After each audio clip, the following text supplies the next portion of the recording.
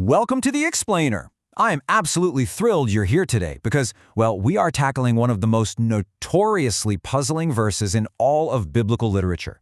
We're going to systematically investigate a fascinating 1994 essay by theologian James B. Jordan. He takes a completely fresh, really unexpected look at a passage that has honestly baffled readers for centuries. Our mission today? We're going to decode the true identity of this massive, terrifying army described in the book of Revelation. All right, let's jump right into this. So here's our roadmap for the day. First, the Mystery Kings. Then, framing the prophecy, tracking the textual clues, decoding the Holy Army, looking at the weapons of prayer, and finally, the true battle of Megiddo. Okay, Section 1. The Mystery Kings, the usual suspects. We really need to treat this verse exactly like what it is, a centuries-old cold case. Let me just read the core clue we're working with. Try to really picture this apocalyptic scene in your head. And the sixth angel poured out his bowl upon the great river, the Euphrates, and its water was dried up, that the way might be prepared for the kings from the east. Now, in his foundational 1994 essay, James B. Jordan points out that historically, scholars have pointed their fingers at two usual suspects for this invading army. They either assume it's this terrifying demonic horde led by frog spirits, or they look to ancient history and say, oh, it must represent Roman legions coming to destroy Jerusalem. But, as we're going to see, Jordan argues that both of those theories are fundamentally flawed. That brings us to Section 2, Framing the Prophecy, Setting the Detective's Rules. Because before we can solve any puzzle, we have to establish the right methodology, right? To understand Jordan's perspective, we really have to contrast two different analytical frameworks. First, you have what's called political preterism. This approach basically tries to match biblical verses directly to real-world events recorded by ancient historians, like Josephus. But then you have Jordan's method, biblical theological preterism.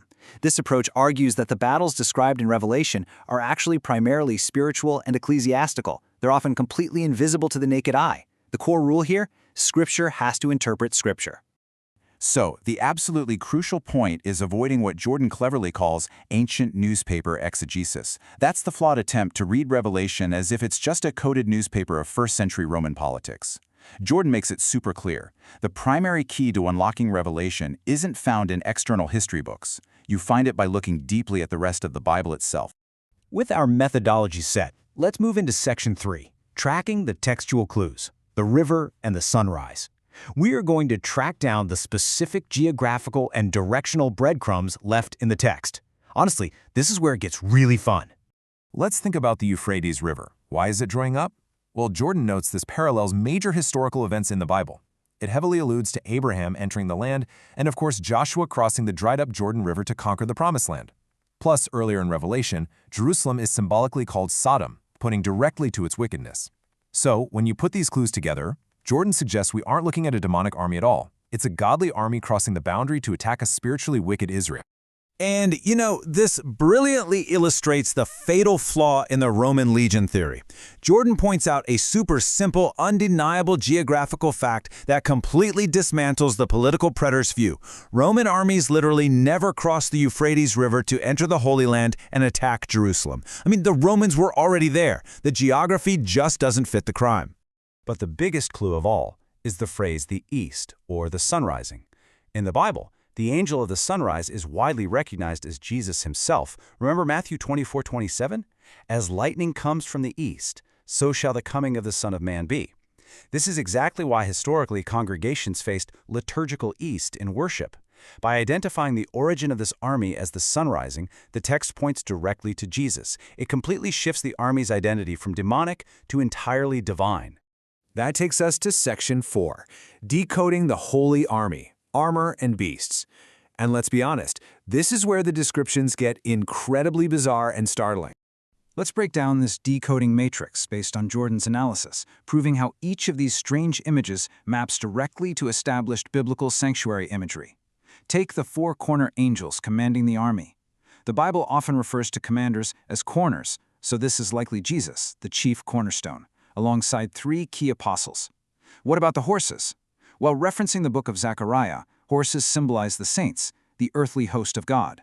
And that breastplate of fire and hyacinth? Hyacinth is a smoky blue color, which points directly to the ephod robe of the high priest and the smoky blue cloud of God's presence. And trust me, things only get more intense from here.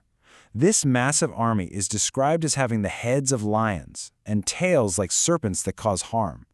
That sounds absolutely terrifying, right?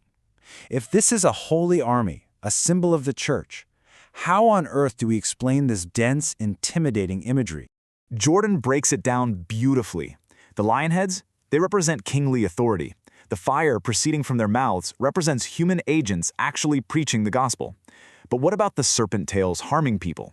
Jordan argues this perfectly captures the dual nature of the gospel message. It saves, yes, but for those who reject the message, they are, in the words of the Apostle Paul, delivered over to Satan for the destruction of the flesh. The killing done by this army is entirely spiritual. Now let's jump to Section 5, the weapons of prayer, liturgical warfare. Because if this army is actually the early church, how are they fighting? What are their weapons? Notice how the text specifically links these elements together. The voice that summons this army comes from the golden altar of incense. Now in Revelation, incense explicitly represents the prayers of the saints. Because this army is described as the color of fire and smoke, Jordan concludes that this is an army of living incense. They are, quite literally, a prayer army. Let's step through the actual mechanics of what Jordan calls liturgical warfare. Step 1. Martyred saints under the altar pray for vengeance against their oppressors. Step 2. Jesus takes these prayers, adds the heavenly fire of Pentecost, and casts it down to earth. And Step 3. This combined heavenly and earthly action raises up a massive prayer army of the church on earth, equipped to preach the gospel and convict the ungodly. It's a perfect loop. Earthly prayer triggers a heavenly response.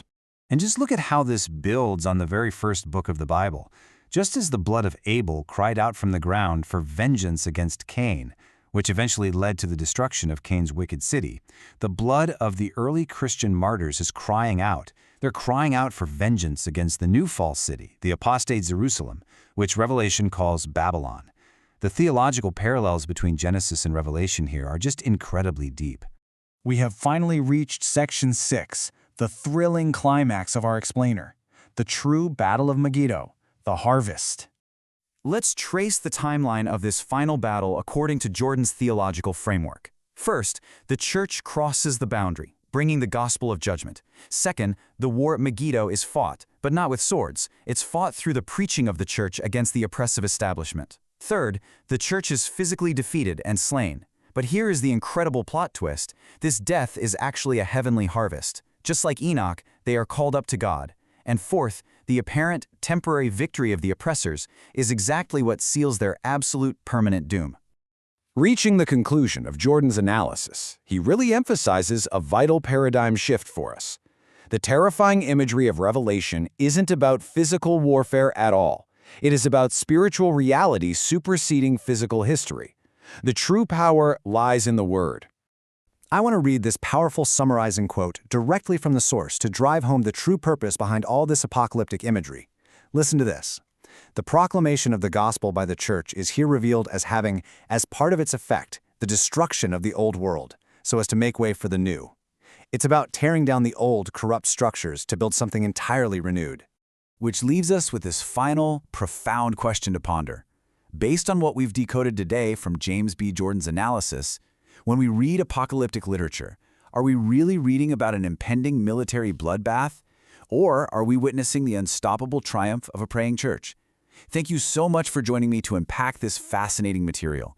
Keep asking those deep questions, keep learning, and I will see you in the next explainer.